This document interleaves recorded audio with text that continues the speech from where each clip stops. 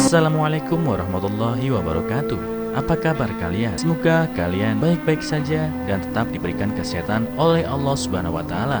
Bantu channel kami dengan cara subscribe dan tekan tombol lonceng kalian. Terima kasih. Semoga kisah ini bermanfaat. Semua orang tak peduli, hanya gadis ini yang membawa pengemis yang tertabrak ke rumah sakit. Namun dia dipecat oleh bosnya keesokan harinya.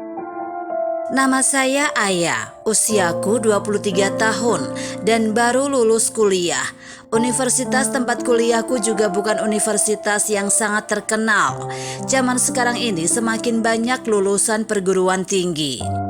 Sebagian besar perusahaan dalam merekrut karyawan menilai dari pengalaman dan keterampilan kerja. Jadi saya memilih sebuah perusahaan periklanan yang baru berkembang sebagai sales. Sebagai seorang wanita, mungkin banyak sekaum saya tidak mau bekerja sebagai sales lapangan. Tetapi saya suka menjalin hubungan dengan orang-orang dan saya ingin melatih kemampuan saya melalui penjualan. Karena itu saya juga tidak peduli besaran gaji saya. Akhirnya saya memutuskan bekerja di perusahaan itu.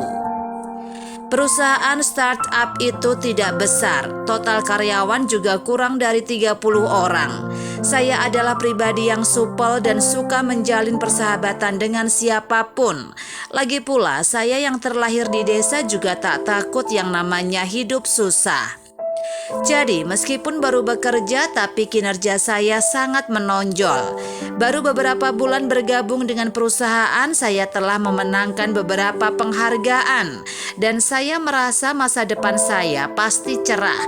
Tetapi saya menemukan fenomena aneh.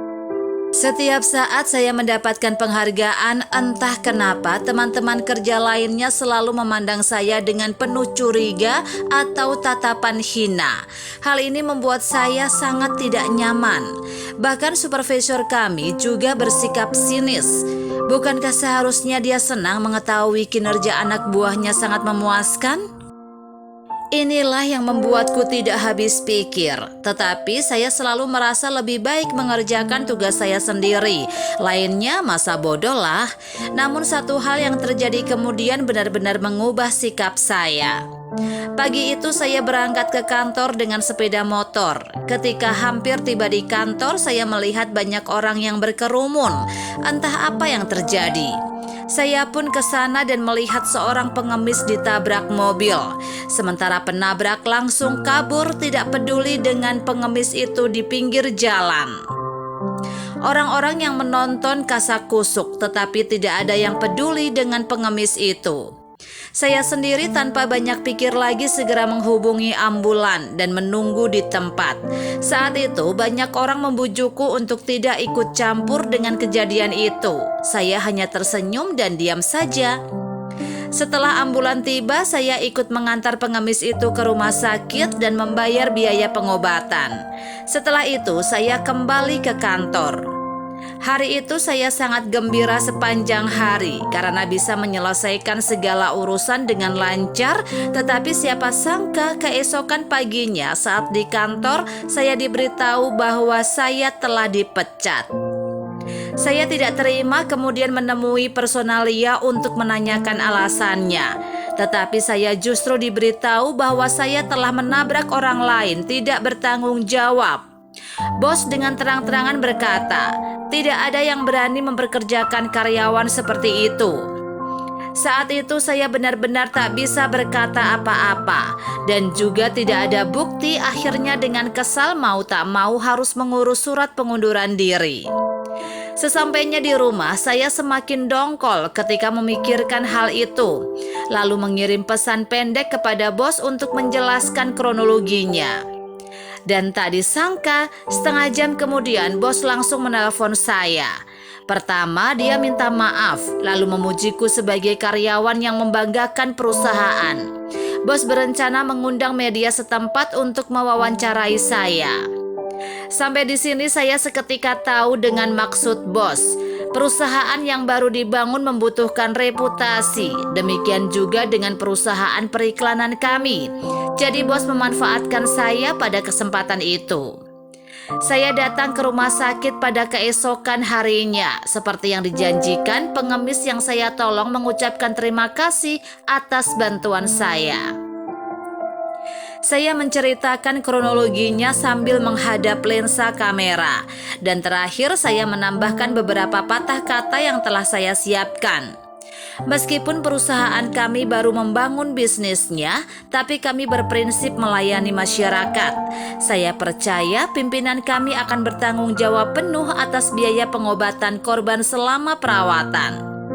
Saya melirik bos sekilas usai wawancara. Bos jelas tidak tahu saya akan berkata seperti itu.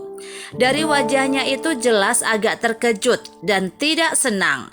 Tetapi di hadapan media, mau tidak mau dia harus berkomitmen untuk menuntaskan masalah itu. Sementara saya sendiri diam-diam merasa sangat senang karena tujuan saya tercapai. Usai wawancara, bos langsung menggerutu di depanku. Dia bilang tidak seharusnya saya berjanji membantu biaya pengobatan si pengemis. Namun saya langsung menanggapinya.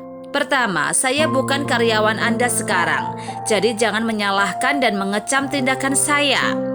Kedua, saya tidak bisa menerima budaya intrik perusahaan Anda, jadi saya juga tidak akan kembali lagi. Ketiga, moralitas palsu tidak bisa bertahan lama. Kertas tak mungkin membungkus api. Kebohongan akan terkuak dengan sendirinya suatu hari nanti. Setelah itu, saya langsung pergi tanpa menoleh lagi, meninggalkan mantan bosku yang berdiri sendirian sambil terenganga. Belakangan saya mendengar orang yang melaporkan saya itu ternyata supervisor kami. Mungkin dia juga ada di sana saat kejadian, tetapi dia juga dipecat karena hal ini. Saya benar-benar tidak habis mengerti untuk apa melakukan sesuatu yang merugikan orang juga mencelakai diri sendiri.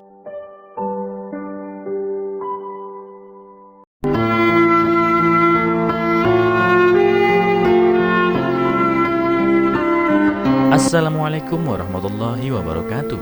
Apa kabar kalian? Semoga kalian baik-baik saja dan tetap diberikan kesehatan oleh Allah Subhanahu wa taala. Bantu channel kami dengan cara subscribe dan tekan tombol lonceng kalian. Terima kasih. Semoga kisah ini bermanfaat.